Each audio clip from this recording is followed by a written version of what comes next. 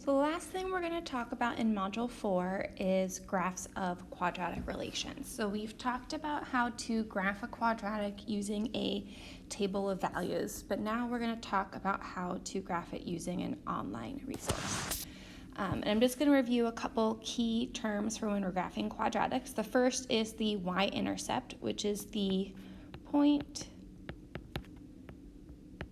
where the graph crosses the y-axis, and it's specifically when x equals 0. Okay. Then we also have x-intercept or x-intercept. So there can be more than one in a quadratic. They're the point or points where the graph crosses the x-axis. So the x-intercepts happen when y is 0. And 9 times out of 10, there are going to be 2 x-intercepts when we graph a quadratic. Okay, so let's talk about standard form. So that's the y equals ax squared plus bx plus c.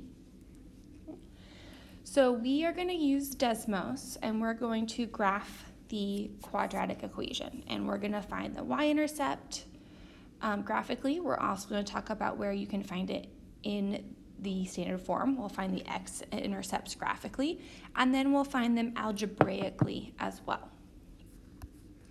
So when you are looking at the graph on Desmos, and I'm going to draw a little picture here off to the side of generally what it looks like. So we have our x and our y-axis, and then the graph is roughly something like that. Okay, so the y-intercept, the point where it crosses the y-axis in the graph, that's going to be at the point 0, -6. Now, when you're looking at the equation in standard form, because it's when x equals 0, whatever the constant at the end of the equation is your y-intercept. So it's always of the form 0, c, if it's in standard form. Okay. Now the x-intercepts graphically, there are 2, so it crosses the x-intercept twice. The first one is at -2, 0, and then the second one is at +3, 0. Now the x-intercepts you can find algebraically by putting the quadratic in factored form, so by factoring. So if I have x squared minus x minus 6, I'm looking for the numbers that multiply to -6 and add to -1. That's -3 and +2. And since x-intercepts are when y equals 0, you set it equal to 0.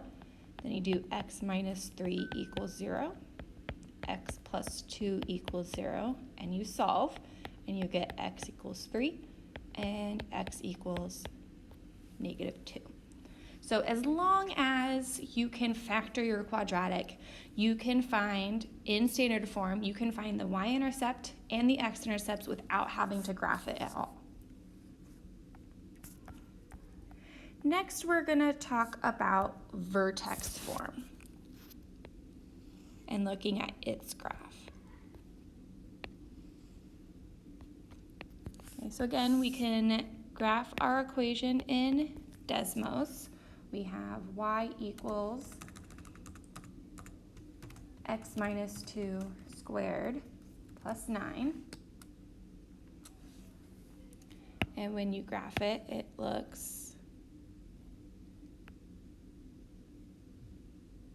something like that. So it's a little bit higher up, okay? So then my y-intercept graphically, again, where it crosses the y-intercept, is going to happen at 0, 13. Now, there's no easy way to find the y-intercept in vertex form. What you do is you plug in 0 for x. So we'll get y equals 0 minus 2 squared plus 9, which becomes negative 2 squared plus 9, which is 4 plus 9, which is 13. Okay.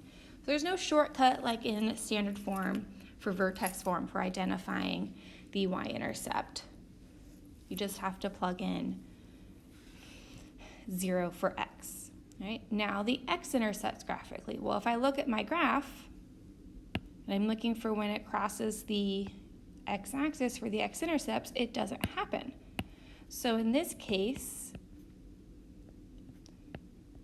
there are none. Now, if you wanted to find the x-intercepts graphically, algebraically, you would have to get it into standard form and then see if you can factor it. So what I have to do is I have to expand the x minus 2 squared to x minus 2x minus 2.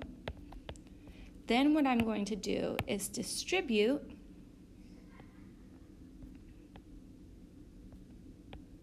in the parentheses. So we're going to get x squared minus 2x minus 2x plus 4, and then I still have my plus 9. Then I'm going to combine like terms, and I get x squared minus 4x plus 13.